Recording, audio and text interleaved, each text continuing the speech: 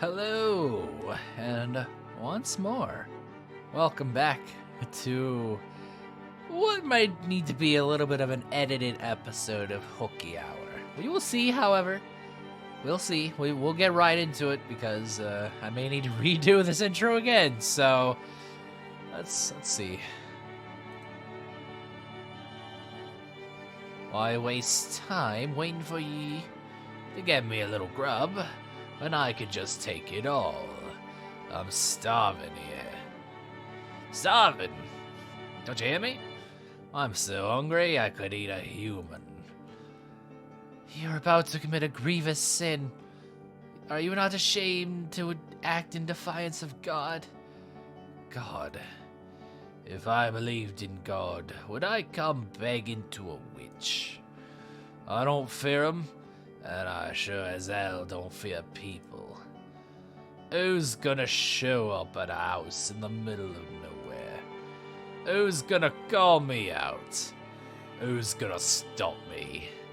No one, that's who. No one's gonna stop me, and no one's gonna offer me salvation. Ah, there's a thought. You're a woman, so after I kill you... What are you doing? What? There are other people here? The white-haired girl lay pinned on the floor beneath the yelling bandit, pleading for help with her ruby eyes. As soon as Mitchell grasped the situation, he tossed his candlestick aside and leapt for the man. Oh, don't tell me he gets out of the way and he lands on the... Oh, no. The candlestick gave a sharp clang when it hit the floor. The impact extinguished the flame, bringing the mansion to near perfect darkness. Something glinted in the bandit's hand, and then, without hesitation, he thrust it at Michael. Ow, no! Ugh. Michael! How stupid must he be to come at me unarmed? In his hand, the man held a knife, its tip dripping with Mitchell's blood. Red spilled from the gash in his arm, the flow growing heavier with each passing moment. You're the only other person here by the looks of it, eh? Perfect, I'll take ye both out. Ew. What?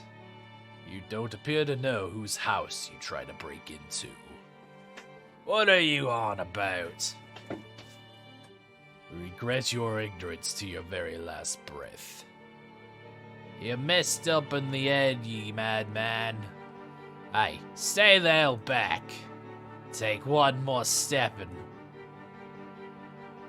Ooh. The claw, the mandible claw! I inherited the witch's curse. Let go. Michel clutched the man's face in one hand. The man raised his knife to strike back, but... What's happening? The strength drained from his fingers, the knife falling to the floor. The man writhed in Michael's grip. Ah! Me face! Me face! Ugh, I can't breathe! Ugh. Leave this place immediately. Yeah, we're getting darker and darker here, though you won't get far afflicted with my curse. Ah. Just kidding. Anyway, so what's that all about? Alright, good. I don't think we're having to cut anything. It's good, it's good. No redoing introductions. Just the whole, it was like, when the game said the worst was yet to come, I thought, perhaps one of the worst was right here at the doorstep, so. Helpless to fight back, nay, helpless to even consider fighting back, the bandit fled the mansion in terror. In his wake, only the white-haired girl and a bleeding Mitchell remained. I just saw man's life drained from him. His face withering away, sucked completely dry. I didn't doubt him, but dear God, that was quite disturbing for you, I'm sure. No, not at all. It's my fault anyway, if I hadn't been so careless. Oh, your arm. We need to get that wrapped up. Please do not touch me. You mustn't touch me. The wound is hardly fatal. It's all my fault. I'm so sorry. No, a degree of the blame falls on me for saying nothing. Next time someone comes to the door, let me know. I'm sorry. Please, you don't need to apologize. Well... Yes? For one, I'm actually proud of myself.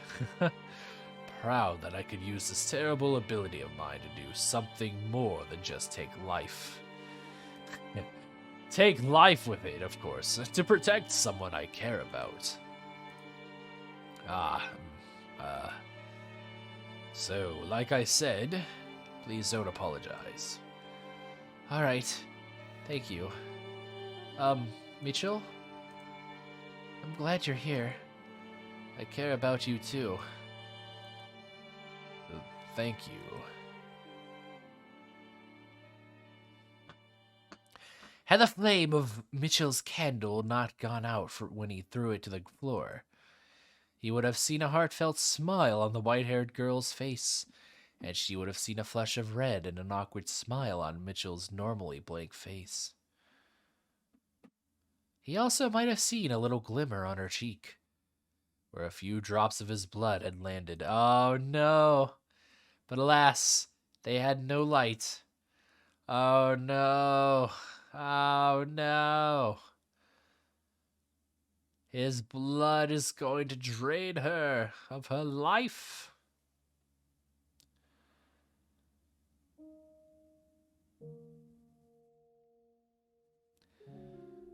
The collapse of their happiness came slowly, gradually. Perhaps it was because she had touched his blood instead of his skin. But the deterioration of the white-haired girl's health crept along at a relaxed pace. The life was not sucked out of her in the blink of an eye, as it had been from the bandits. She merely grew progressively less and less healthy. Amidst her physical decay, she was bestowed with one blessing. Her beauty remained untouched. But as far as blessings went, surely there were others she could have been granted. Could God not have picked something a little better for her?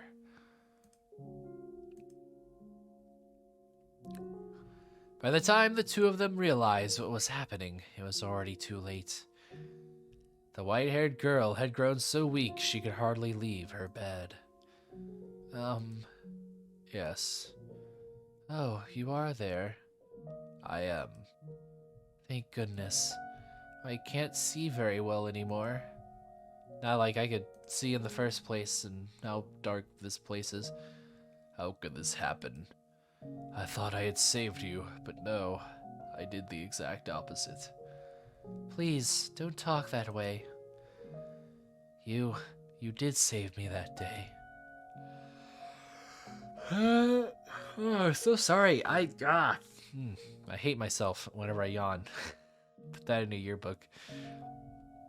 But you're on the cusp of death now, and it's my fault because of this curse I bear. How could this happen? Why did this have to happen? What am I? Why was I given this body? Mitchell, can I, ask you a favor? Go ahead. Stay with me, please. As much as you can, until the very end. I was going to do as much anyway. Thank you. I'm very happy, Mitchell. Happier than I have ever been. And I mean that. You didn't just save my life. You saved me. I've been saved. But only me. I wonder how he'll handle things when I'm gone.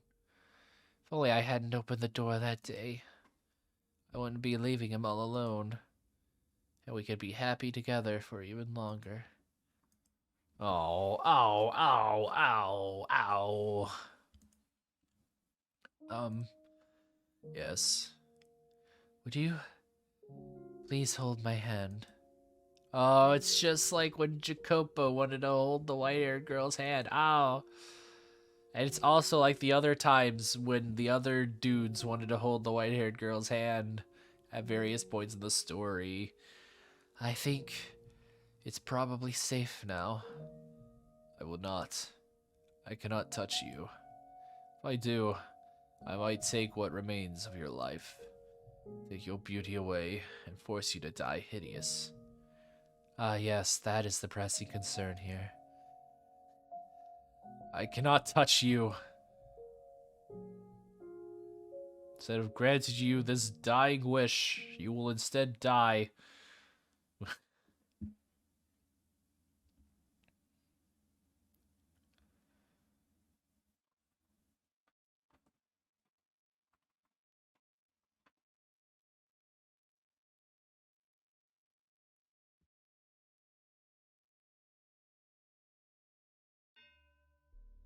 Oh, down here. It hurt. On his way back from the washroom several days later, Mitchell heard muffled voices. Got it? Well, good. He was having trouble making out what they were saying, but he could tell it was several men, and they were outside the front door. The fact that he could hear them at all through the heavy door meant they were probably shouting quite loudly. An indescribable sense of uneasiness came over him. Dread. He drew near the door and focused on the voices on the other side. They grew clearer, enough for him to make out what the men were saying. Everything's in place. We're ready to kill this witch now. This is definitely the place. That half-dead bandit said she was in this mansion. Listen well. No matter what we find in there, we kill it. It could be a child for all I care. That doesn't change anything. Kill the witch. Kill the witch, kill the witch, kill the witch. It's like a little jolly jingle. Kill the witch, clap, clap, kill the witch, clap, clap. What he heard beyond the door was a group of men shouting for the death of the witch. In that moment, Mitchell regretted his decision to let the bandit go free and not watch over him until the moment of his demise. He must have made his way down to the village in search of help, where he revealed what he had found in the mansion. Damn it. But it was too late. Regret would solve nothing. He could neither stop the villagers from raiding the house, nor could he stop the white-haired girl from dying to the effects of his curse. He was helpless to do anything. The gears of his fate had locked him onto a path of tragedy and were turning mercilessly onward. Ooh. The men had begun trying to break down the door with what sounded like a battering ram. While the first strike was not enough to breach the barrier, it was still quite powerful. He was certain it would not hold for long. Mitchell's mind raced. Was there anything he could do about this predicament? How could he escape from the corner he had been backed into? Despite his possessing inhuman powers, he would be powerless against the full mob of adult men. The villagers almost certainly came armed as well. Mitchell... A weak voice came from behind him. Aghast, he spun around to find the white-haired girl stumbling toward him. She breathed heavily, leaning against columns for support. What are you doing out here? You'll only worsen your condition by exerting yourself. I had a sinking feeling. I heard noises on my way here. It seems that I have brought all my misfortune upon you. Don't say that! If I hadn't come here, this never would have happened. Oh no, she's gonna sacrifice herself. Oh no! You never would have been in any danger. Please, Mitchell, hand me over to the men outside. No! That's what I thought she was gonna... Oh no. Alright, next time on Hooky Hour, we will we'll find out what happens in this very wonderful, precarious scenario. So until then, see ya. Bye.